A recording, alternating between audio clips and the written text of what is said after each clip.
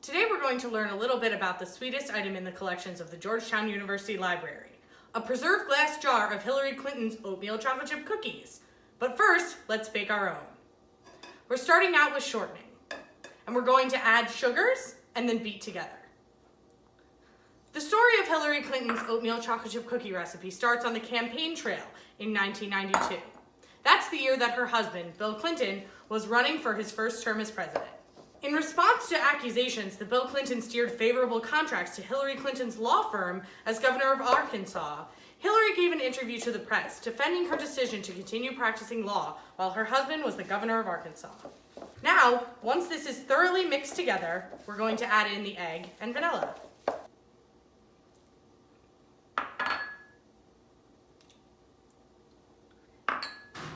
In that interview, Hillary said, "I suppose I could have stayed home and baked cookies and had teas, but what I decided to do was fulfill my profession, which I entered before my husband was in public life."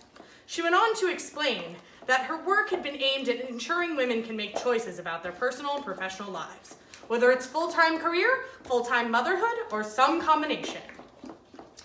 Now that this is thoroughly mixed together, we're going to add in the flour, salt, and baking powder.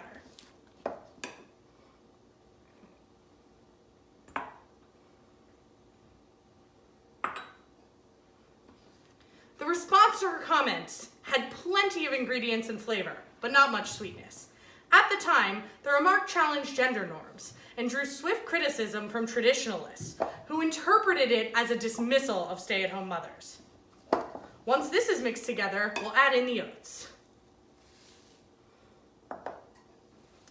Family Circle magazine saw an opportunity in the controversy, setting up a bake-off between Barbara Bush and Clinton.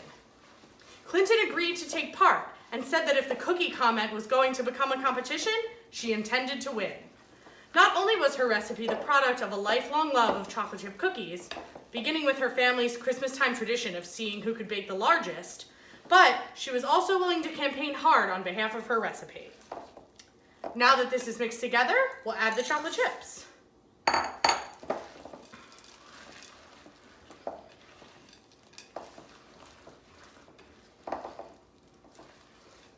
Once everything is blended, we'll put it in the oven.